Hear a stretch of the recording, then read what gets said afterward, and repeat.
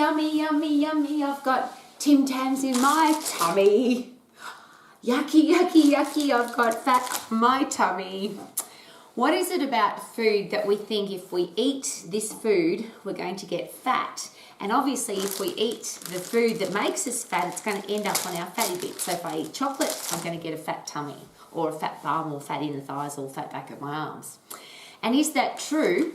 And as an exercise professional, when people say to you, how do I burn fat off my tummy? How do I have flat abdominals? Probably one of the most asked questions ever. It seems to be the part of the body that we almost separate from every other muscle. It's like, well, we're going to do big exercises for our legs and big exercises for our arms and big exercises for our chest and our back.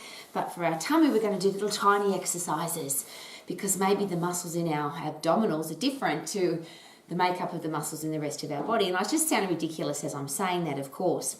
So what do we do as exercise professionals for our clients who obviously want to look good, feel good, and say to us, I want to have a flat tummy, or I want to have strong abdominals, or I want to have ripped abdominals? Do you understand the physiology? Do you understand how that all works so that you can give your clients the best results in the shortest period of time in the safest way possible? If I say that the other way, do you want to waste people's time? Do you want to hurt them? And do you want to give them exercises that don't work? And I'm sure the answer is no. So there's probably the biggest question of all is, as an exercise professional, do I know and understand my anatomy, physiology, particularly the physiology of fat loss and the physiology of strength, because they seem to be the two things or the two reasons why people do abdominal exercises, the specific isolated exercises for abdominals. So Rowie, I would like to do crunches or sit-ups or planks or sit-ups on a fit ball, or I want to work my core. So I want to work this part of my body so it's flat and tight. So how do you answer that question if somebody says to you, I want to do sit-ups? And usually as humans, if somebody asks us a question, we answer the question, and if we think we're right and the other person's wrong, we tend to go into some kind of defensive answer. So this is why you should do it, and we go la da da da da da da. And that's been an interesting journey for me as an exercise professional, because I've never wanted to have fat on my tummy either. I've also wanted to eat chocolate because I love it. And I always thought, in fact, no, I'll rephrase that. I actually didn't know. I just believed what everybody told me, that if you wanted to have a tight tummy, you've got to do tummy exercises. And of course, when you do tummy exercises, you get a burning sensation in your tummy area, and that must be exploding fat cells. So when I started exercising at the age of 10, because I didn't know any better, and sit-ups were one of the exercises that I had seen on television maybe, or maybe we'd done them at school for calisthenics, I'm not sure. I started doing sit-ups and crunches and sit-ups and crunches and sit-ups and crunches because I could feel the burn. And there's a few things that happened. One is I didn't burn any fat off my tummy. 2, my abdominals didn't get any stronger. And 3, I ended up with a perforated disc. So when I asked the question, and the disc between my L4 and 5 in my lumbar spine literally blew out. It busted. And if I ask you the question again, do you want to waste people's time? Do you want to hurt them? Do you want to give them an exercise that doesn't work? I'm sure the answer is no. I can't imagine anybody saying, yeah, I really want to give people exercises that are going to injure them, waste their time, and they don't work. So when I was told by an orthopedic surgeon and a sports orthopedic surgeon, so this was somebody that he was the specialist for a rugby league club in Sydney. So his role as an orthopedic surgeon was to make sure that footballers on $1 million contracts that got injured could get back on the field as quickly as possible. And I was very privileged that I ended up in his office and he had my x-rays in his hand. And he said to me, you've obviously been doing sit-ups and crunches. And I very proudly said yes, because I'm a disciplined woman and I've been doing thousands of them, and I felt proud of the fact that I had been doing thousands of sit-ups. Just as an interesting side note, I didn't have a flat tummy and I still had fat on my tummy, and I obviously didn't have a strong abdominal, or what people would call the core. And of course an orthopedic surgeon would never call this the core because it's not an anatomical term. But I didn't have strong abdominal muscles and I didn't have strong lower back muscles, because if I did, I wouldn't have perforated my disc. I would have protected my disc. So I very proudly said, yes, I've been doing sit-ups. And the orthopedic surgeon said to me, and that's why you perforated your disc. This is an exercise that doesn't make any sense. It doesn't work. It doesn't burn fat. It doesn't make you any stronger. And if you keep doing them over and over, like you've been doing, you'll end up with an injury. And went ahead then to explain to me that the disc that sits between the vertebrae, if you do this to the disc and you do this to the disc, because I did all the sit-ups. I did the little ones and the crunches and the ones with the twist, and I did them all, thousands of them, maybe hundreds of thousands of them. And of course, the body can only handle so much. If you keep wearing away, even if it's only a tiny, and we use the example, if you put sandpaper between two pieces of wood, if you push that sandpaper and the pieces of wood together, or the sandpaper between the two pieces, nothing will wear away. You're just putting a compression force through two pieces of wood that happens to have a bit of sandpaper in there.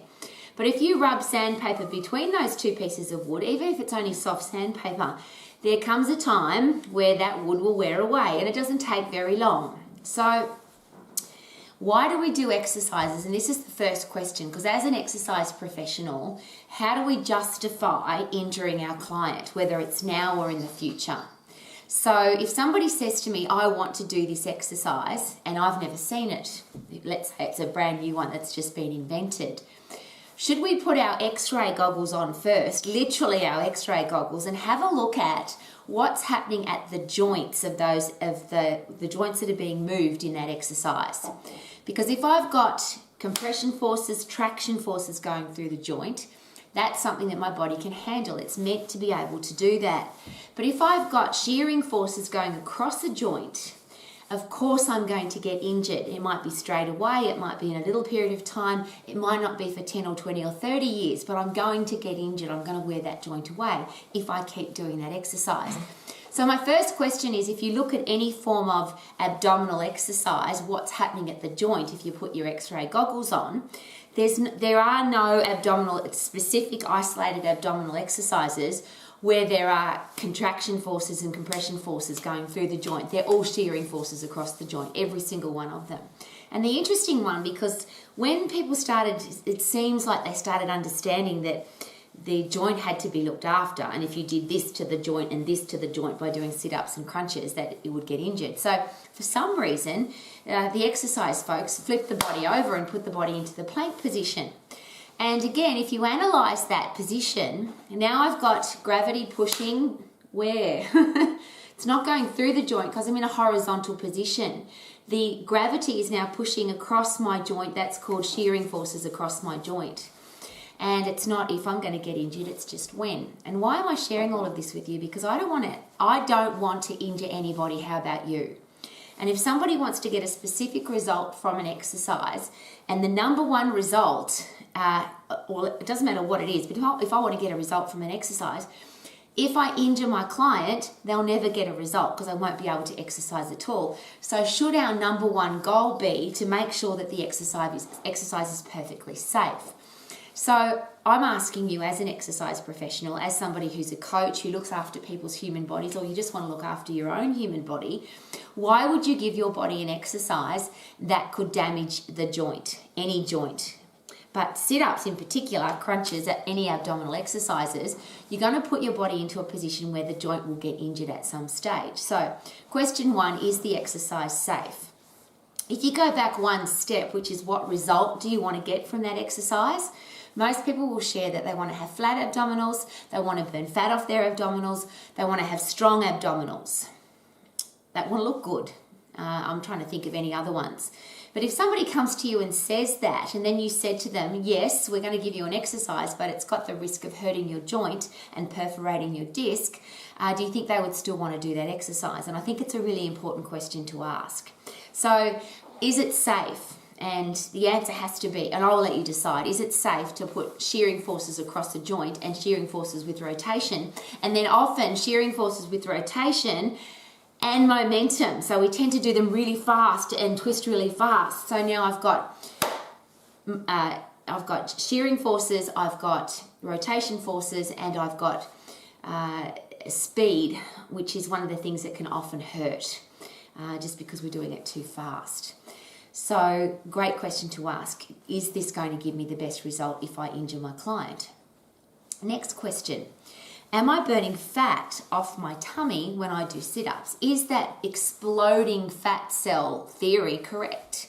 I'm feeling the burn, and you'll often hear fitness instructors, fitness people, that they'll actually say that, feel the burn. Well, should we ask, what is the burn? Is it burning of fat? Could you smell it? And the physiology of that's really important, because when you are doing an exercise that works in either the phosphate or lactate systems, and there's 3 energy systems, but when you're using an isolated muscle and you start feeling that burning sensation in the muscle, that's coming from lactic acid, which is the waste product from the lactate system. So if somebody's telling you that you're burning fat while you're doing sit-ups because you can feel the burn, there's a big misrepresentation of the energy systems of the body, of the physiology of the body. Because in the lactate system, you're not burning any fat, you're burning carbohydrate. It's not until you get to the aerobic system that you start burning fat. And when you do little exercises, even if you can do them for a really long time, you will be burning a combination of carbohydrate and fat, but at such a low rate, at such a low speed, because you're using little muscles doing a little exercise, which will of course give you a little result. So can you burn fat off your abdominals? Now, of course, the answer is yes, but can you burn fat off your abdominals by doing sit-ups and by doing crunches, by doing planks, by doing any kind of core exercise? And I'm asking you as an exercise professional that you shouldn't have to justify the answer to that question, because somebody who asks you that question obviously doesn't understand the anatomy and physiology of the human body, and they definitely don't understand the physiology of fat loss. The simple, and I try and make a joke of it always. If I could burn fat off my tummy by moving my tummy, then I could burn fat off my arm from doing this to my arm. But I always joke about this, as you know. That would mean I'd have one skinny arm and one chubby arm because I'm using one arm and not the other one. I would have a very skinny face, and everybody that talks a lot would have a very skinny face because I'm moving my face a lot. I would be burning fat off my face. If I played the piano, I'd have skinny fingers. If I played guitar, I'd have skinny fingers. If I hopped on one leg, I'd have one skinny leg. And if I didn't hop on the other leg because I forgot, I'd have one skinny leg and one fat leg. The physiology of fat loss doesn't work that way. And the really exciting thing that I think is really important, that you don't have to justify as an exercise professional. Somebody who's telling you that you can burn fat off your tummy by doing sit-ups has to justify this to you.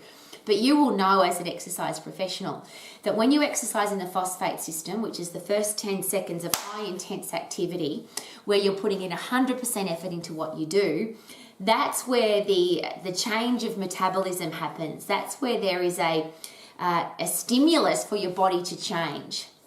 And when you're constantly tapping into that 100% energy system, which is only the 10 seconds of exercise and it's at 100% effort, you also don't get that burning sensation because the lactic acid is in the lactate system. So that burning in your muscles, that, I can feel the burn, that's not in that at 100% effort. Anything past 10 seconds becomes less than 100% effort. So you're in your lactate system, or you're in your aerobic system, which means you can keep going forever and ever. Means you're burning calories really slowly. Yes, you're burning fat, and yes, you're burning carbohydrate, but at a much slower rate. Now it's even worse than that. When I exercise at 100% effort, I put in 100% effort, I get 100% result, I'm getting puffed. I'm stimulating my body to change its metabolism, but also its respiratory quotient. And that means where the calories will come from when I'm resting. My respiratory quotient when I'm exercising at 100% effort is pure carbohydrate. Phosphate in the muscle, glycogen from the muscle. When I run out of glycogen in the muscle, I pull it down from the liver. That we only have a 0.5 kilogram storage of carbohydrate inside our body.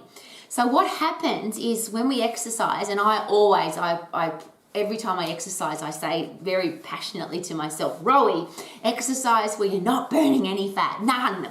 Because as soon as you get into the aerobic system, which is the plod jogging system, which is the slow endurance can keep going forever system, yes, you're going to be burning fat, but at a very slow rate.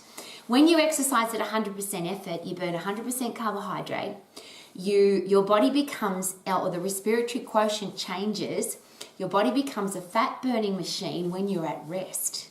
Your body prefers to burn carbohydrate when you are exercising, but it prefers to burn fat when you're resting.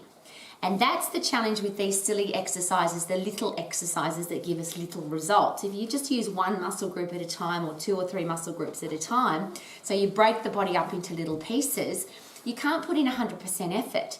The only time your body's working at 100% effort is when you are pushing so hard you can hardly breathe.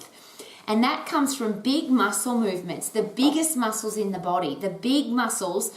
In fact, I'll go a step further. You want to be using all of the muscles in your body. And this is what's really exciting. When you do high intense activity, sprinting exercises, and it doesn't have to be running. It can be boxing, it can be kicking, it can be running upstairs, it can be running through soft sand, it can be skipping, it can be anything where you're putting in 100% effort and you're puffing. And there's all the cardiovascular machines, of course, where you can get on a bike or a treadmill or a rowing machine, cross trainer, and go as hard as you can. Your heart and lungs don't know what you're doing. All your heart and lungs know is that you're getting puffed, which means you're turning your body into a fit machine. You're getting as fit as you possibly can, which means then you'll have a respiratory quotient that prefers to burn fat at rest. Now, that's all very exciting. What's more exciting, though, if you want to have flat abdominals, if you don't want to have chubby bits on your middle, that there's 2 things happening here. If you're sprinting as hard as you can, you're going as hard as you can, you're using all the muscles in your body.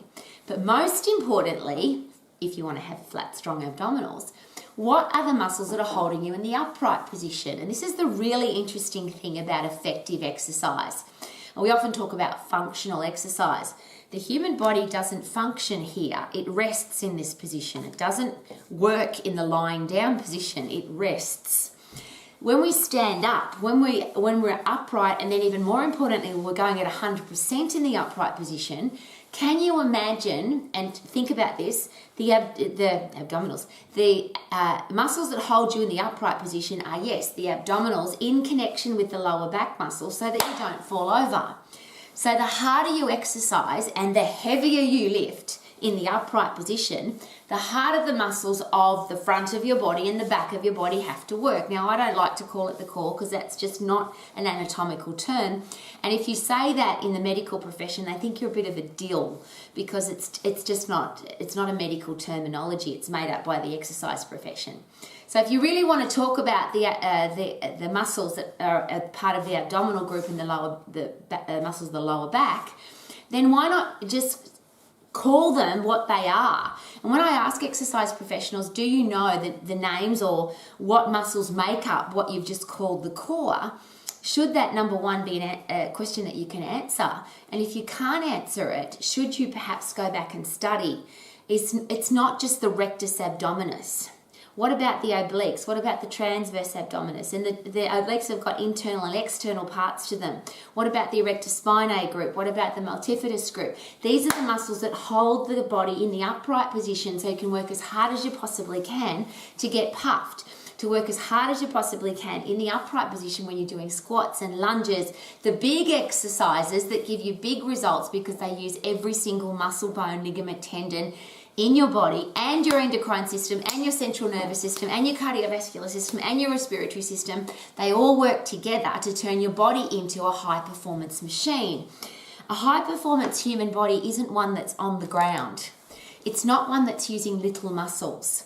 So I think you can tell I'm pretty passionate about this. If somebody says to me, Rowie, I would like to work my abdominals, my answer is always this: would you like to work your abdominals and your lower back muscles and your chest and your back and your shoulders and your arms and all the muscles in your legs and every single muscle, ligament, tendon and joint in your whole body so you can turn your body into a high performance machine?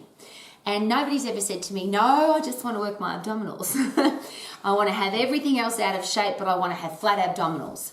The beautiful human body that works so incredibly well as a highly tuned machine, when you puff and when you lift heavy, everything works together.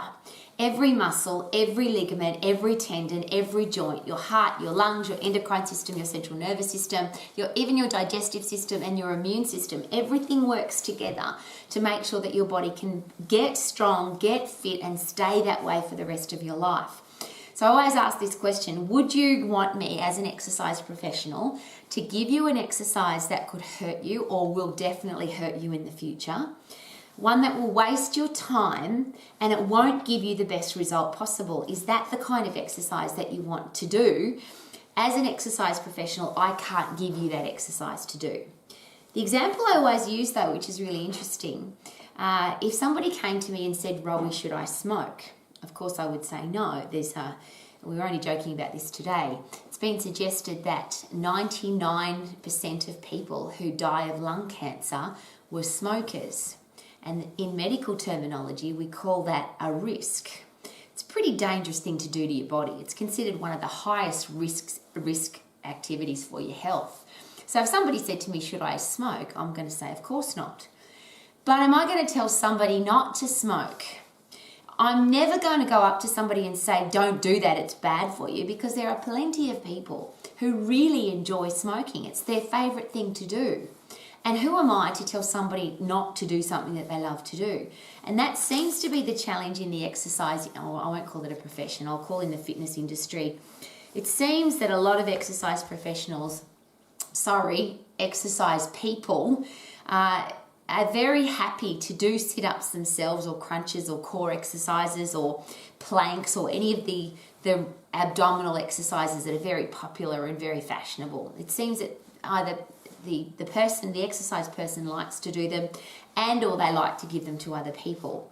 And if you go to somebody who gives you an exercise, I always ask this question: do you have the right to ask, why are we doing this exercise and how does it work? The reverse of that, should your exercise professional be asking you, what result do you want from this exercise? And if somebody asks you that and you're a coach or you're an exercise professional, I'm asking you to please be able to explain why you would give somebody a crunch, a sit-up, a plank, an abdominal exercise if they want to have strong abdominals, if they want to burn fat off their abdominals, if they want to look good, this part of their body. You would have to be able to explain why you would give them crunches or sit-ups or planks and how they work. You would have to explain how you could get the muscles that hold the body in the upright position strongest by putting them in the lying down position. You would have to explain how to burn fat off a specific area of your body. You'd actually have to explain how spot reduction works. And if I'm your client and I say to you, so if I do this with my arm, I'm going to get a skinny arm, you would have to be able to explain how that would happen.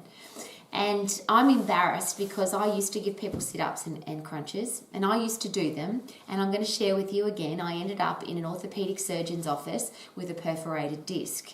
So I have no challenge at all sharing with people that I'm an exercise professional who doesn't want to hurt your joint, doesn't want to waste your time, and I don't want to give you ineffective exercises. So I'm not going to be giving you sit-ups, crunches, or planks. But that's a choice that we all get to make. And as professional people, I hope that we make the right choices for ourselves and for our clients. And again, it's the same as smoking. I can't stop people from smoking. I'm not going to run around telling people not to smoke. I spent a lot of years of my career path trying to convince people that sit-ups and crunches and abdominal exercises were silly, but people just like to do them. Here's what I like to do of these. These are one of my favourite biscuits. I like to eat lots of them. If I eat lots of these, I have to have a body that's going to burn them up. And I'm not going to burn them up off my tummy. Any fat that goes into my abdominal area is not going to get burnt up by doing sit-ups and crunches. The only way I'm going to burn fat off my body is turn my body into a fat burning machine. Does that sound exciting? So I've got to get fit so that my body burns fat really fast when I'm resting, but it burns carbohydrate at the highest rate possible while I'm exercising so that I'm working in the right energy system to get the best results. 100% effort gives me 100% results. Lying down exercises using little muscle groups that don't burn very many calories and don't burn very much energy wastes my time, and I don't want to waste my time, and I'm definitely not going to waste my client's time, because I always ask this question. If you injure your client, that would be terrible. If you perforated somebody's disc, that would be terrible, yeah? But it can recover. Now, I've spent my whole life protecting now my L4 and L5 joint from the serious injury that I had at 18 years of age.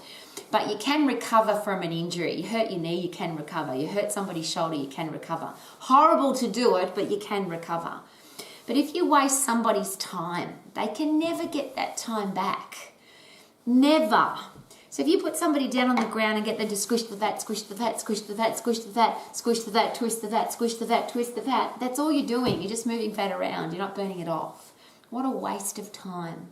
And I'm really sad when people go to an exercise professional, expect a certain result and they don't get it. And I want to tell you something really cool.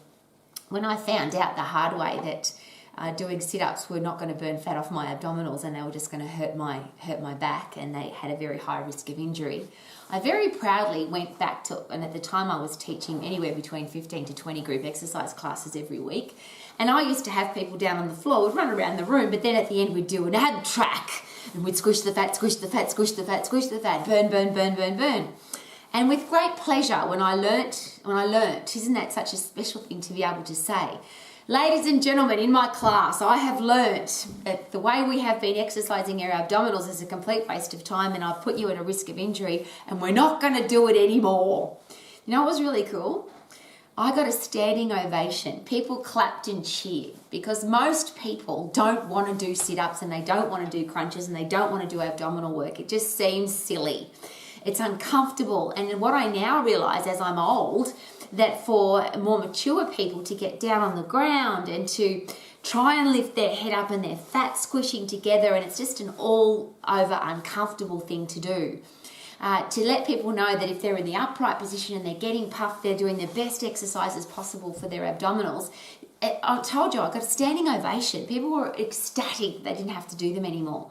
And the few people that said to me, Rowie, but I like to do abdominals, I'm very happy to share. And lots of people like to smoke. And I would never tell you not to smoke. If that's something that you really enjoy doing, I think you should smoke. I'm never going to tell you not to. But please know that as a professional, I can't prescribe smoking to you because it's not going to be good for your health. As an exercise professional, I can't prescribe sit-ups and crunches and planks and abdominal exercises because they're ineffective, they waste your time and they could hurt you. Should we analyse every exercise that we talk about, that we give to people, even the exercises that we're doing? Why would we do exercises that waste our time, could hurt our joints, and they are ineffective? There are some exercises that you can do in a very short period of time, and I always, at our house, we always joke about this.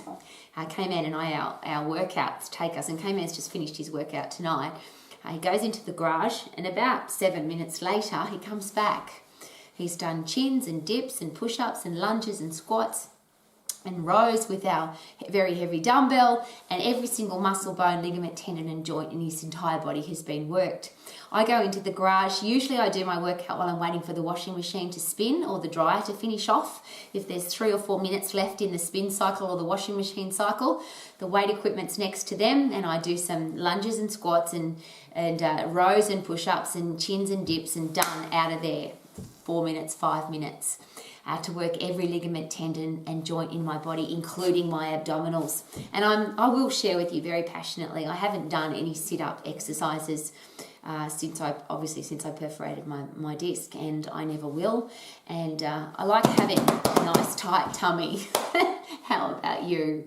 As an exercise professional, please learn your anatomy and physiology. Please treat people with respect by giving them exercises that are safe, that are effective, and that don't waste their time. Wouldn't that be awesome? Yummy, yummy, yummy, I've got food in my tummy. And I've got a tummy that burns off fat fast because I'm a high fat burning machine. Woohoo!